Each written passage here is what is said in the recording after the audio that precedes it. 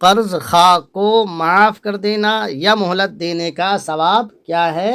آئیے آج کی اس روایت میں ہم اور آپ سمجھیں گے۔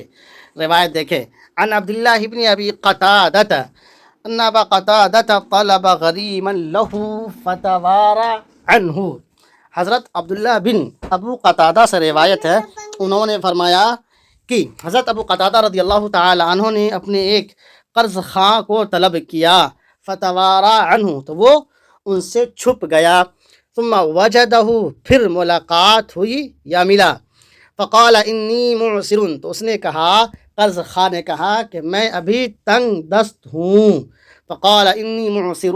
میں ابھی تنگ دست ہوں، فقال اللہ، حضرت ابو قتادہ رضی اللہ تعالی عنہ نے فرمایا، اللہ، کیا خدا کی قسم ایسا ہی ہے؟ قال اللہ، اس نے کہا جی ہاں، خدا کی قسم میں تنگ دست ہوں۔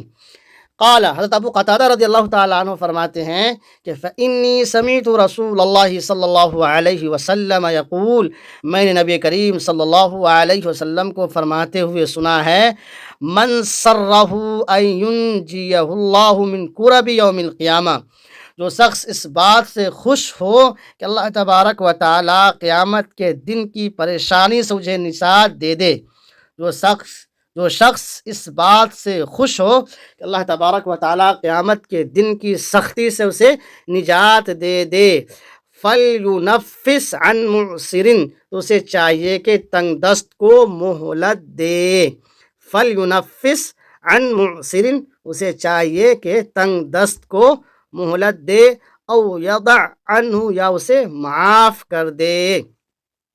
تو ہمیں معلوم ہوا کہ تنگ دست یا آپ کا قرض خواہ جو بھی ہوں، اگر آپ انہیں مہلت دیں گے، آپ سختی سے کام نہیں لیں گے، تو نبی کریم صلی اللہ علیہ وسلم نے فرمایا کہ اللہ تبارک و تعالیٰ قیامت کے دن اس کو قیامت کے دن کی سختی سے نجات دے دے گا۔ روایت دیکھ لیجئے ایک مرتبہ اور، عن عبداللہ ابن ابی قتادۃ ان ابا قتادۃ طلب غریما له فتوارى عنه ثم وجده فقال انی معسر، فقال اللہ، قال اللہ، قال فإنی سمعت رسول اللہ صلی اللہ علیہ وسلم یقول، من سرہ ان ینجیہ اللہ من کرب یوم القیامہ فلینفس عن معسر او یضع عنہ، رواہ المسلم، او کما قال علیہ الصلاۃ والسلام۔ مزید اگر آپ کو ویڈیو اچھی لگے تو کمنٹس کر دیجئے، لائک کر دیجئے، دوستوں میں شیئر کر دیجئے،